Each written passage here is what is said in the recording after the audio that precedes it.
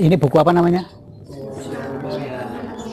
Jadi saya akan bercerita tentang Sirah Nabawiyah, itu artinya sejarah kehidupan Nabi. Ada yang sudah pernah membaca buku ini? Ya nanti bacalah. Jadi saya akan sedikit mengangkat cerita Nabi yang sangat populer, yaitu tentang hijrah. Pernah mendengar? Pernah mendengar nggak cerita Nabi waktu hijrah? Apa artinya hijrah? Ada yang tahu? Pindah. Jadi Nabi itu ketika suasana di Mekah tidak aman, umatnya itu disuruh pindah. Jadi hijrah pertama itu ke Habasyah. Tetapi yang hendak saya ceritakan ini adalah pindahnya Nabi ke Madinah. Apa yang menarik? Jadi Nabi itu ketika situasi di Mekah sudah tidak kondusif, maka dia diperintah oleh Allah untuk pindah. Jadi Nabi pindah dari dari Mekah ke Madinah itu hari H-nya dan jam D-nya itu ditentukan oleh Allah Subhanahu wa taala. Jadi ini sangat spiritual sekali.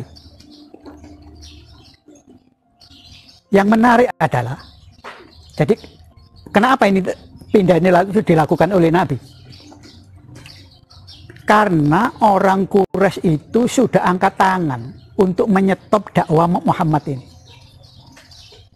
Karena dakwah Nabi ini sudah tidak bisa disetop,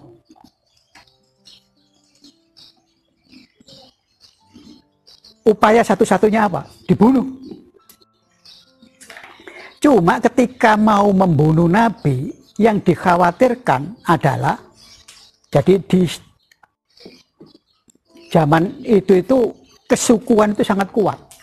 Jadi kalau anggota sukunya itu dilukai orang, sukunya itu akan membalas.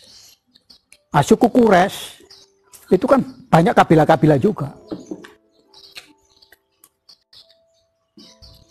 Sehingga kalau satu suku yang membunuh Nabi, maka kalau sukunya Nabi itu membalas, mereka itu takut, karena suku-suku yang lain itu kecil-kecil. Akhirnya diputus, suku-suku yang ada itu yang memusuhi Muhammad itu mengirimkan wakil-wakilnya, dan wakil-wakilnya itulah nanti yang bersama-sama membunuh Nabi. Dengan harapan apa? Harapannya nanti begitu Nabi terbunuh, sukunya Nabi ini tidak berani membalas, karena yang membunuh kan banyak. Nah itu, begitu situasinya seperti itu, maka Nabi memutus pindah, hijrah ke Madinah.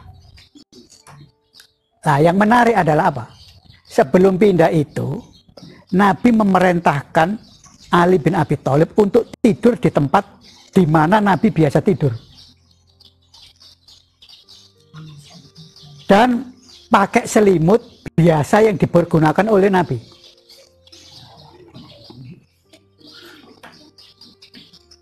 Malam itu, rumah Nabi itu sudah dikepung oleh orang-orang yang mewakili suku-suku untuk membunuh tadi. Karena Ali itu tidur di tempatnya Nabi, ya rumahnya Nabi itu kan tidak serapet kayak kamarmu itu. Jadi karena dari pelepah kurma, orang di luar kan bisa ngintip kan. Begitu dilihat, oh masih tidur dia. Jadi yang ngepung ini kecapean. Dilihat kok masih tidur aja. Padahal yang tidur itu bukan Nabi, tapi Ali bin Abi Thalib. Begitu orang yang ngepung itu sudah kecapean menunggu, kok gak bangun-bangun orang ini, gak keluar-keluar gitu kan. Ketiduran karena letih. Nah, situasi seperti itu digunakan oleh Nabi. Nabi keluar dari rumahnya secara diam-diam menuju ke rumahnya Abu Bakar. Sampai dari rumahnya Abu Bakar itu, Nabi menuju ke Gua Sur. Nah, ini menarik. Mekah, jadi kalau ngomong Mekah,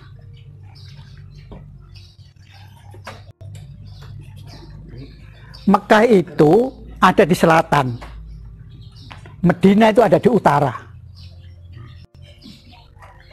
Mestinya Nabi itu kan keluar dari Mekah itu kan menuju ke utara. Ini tidak, Nabi menuju ke selatan. Selatan itu adalah tempat Gua Sur. Berdua dengan Abu Bakar. Jadi Nabi di Gua Sur itu selama beberapa hari bersembunyi di situ. Menariknya lagi, selama Nabi dan Abu Bakar itu tinggal di Gua Sur, senantiasa dijenguk oleh Asma. Asma itu putri Abu Bakar. Dan Abdullah. Abdullah itu anak laki-laki Abu Bakar. Asma kalau datang ke Gua Sur itu membawa logistik, makanan, minuman. Abdullah membawa informasi. Jadi Abdullah itu mengamati situasi Mekah ketika tahu bahwa Nabi sudah meloloskan diri dari rumahnya. Kan keesokan harinya baru tahu, loh ternyata Muhammad sudah keluar kan. Itu diinformasikan. Yang lebih menarik lagi, setiap Asma membawa logistik bersama Abdullah ini senantiasa diiringi dengan domba. Untuk apa? Kalau menurut kamu? Jadi dua orang ini berjalan di padang pasir, di belakangnya itu diiringi domba-domba. Untuk apa? Itu upaya untuk menghapus jejak. Jadi padang pasir itu kan kalau dijalani kan jejaknya kelihatan. Lah kalau jejak itu dilacak kan tahu kemana arahnya. Untuk menyamarkan arah langkah kaki-kaki itu, di belakangnya itu di kambing-kambing banyak kan, jadi terhapus itu selama kurang lebih 4 hari Nabi dan Abu Bakar di dalam Gua Sur itu. Sampai situasi memungkinkan Nabi dan Abu Bakar keluar dari Gua Sur.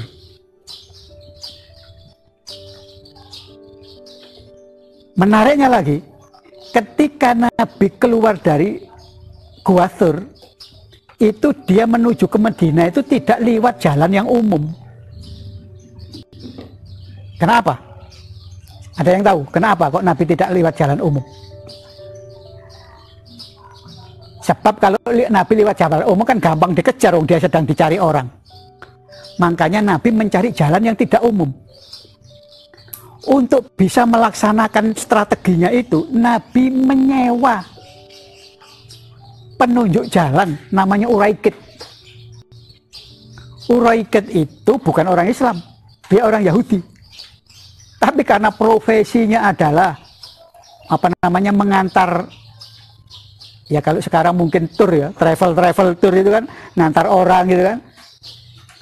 Dan tempat jalan yang tidak lazim, maka Uraikid itu mengantar Nabi dan Abu Bakar dibayar. Ingat, dibayar dari uang saku Rasulullah SAW sendiri. Jadi ini sangat profesional. Padahal perjalanan ini kan perjalanan spiritual. Jadi Nabi itu dibawa oleh Uraikid itu lewat menyusuri pantai. Jalan yang tidak lazim. Sehingga akhirnya sampai ke Madinah. Walaupun waktu di Madinah sampai di Madinah itu sudah terlambat beberapa hari karena jalannya tidak jalan yang biasa dilalui oleh kafilah.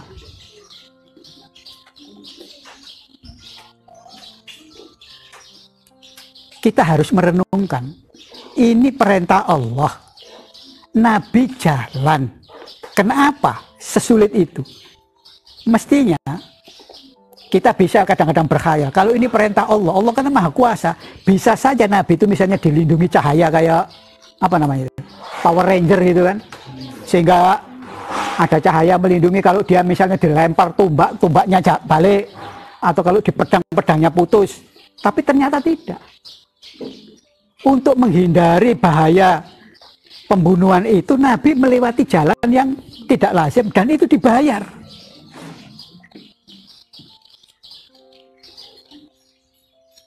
Mari kita jadikan pelajaran bahwa perintah hijrah itu perintah spiritual dari Allah Subhanahu wa Ta'ala. Tetapi perintah spiritual dari Allah Subhanahu wa Ta'ala ketika dijalani, dilakukan sangat profesional. Ya tak? Nabi harus memerintahkan Ali tidur di tempat di mana dia tidur. Itu artinya apa?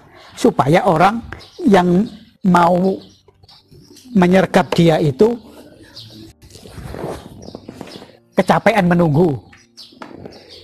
Ketika sudah keluar Madinah itu di utara, Nabi ke selatan. Kemana itu? Ya ke Gua Sur itu. Nah, di Gua Sur selama beberapa hari dia dapat logistik maupun informasi dari anak-anaknya. Dan setiap anak-anaknya itu jalan ke Gua Sur diiringi domba-domba untuk menghapus jejak. Ketika menuju ke Madinah dia harus menyewa penunjuk jalan yang dibayar.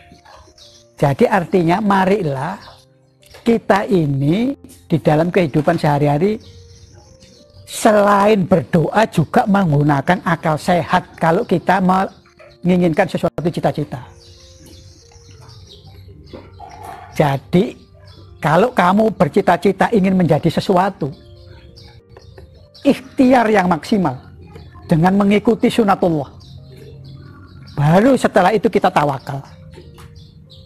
Jadi kita yang namanya berdoa itu tidak hanya mewiridkan sesuatu tanpa melakukan apa-apa.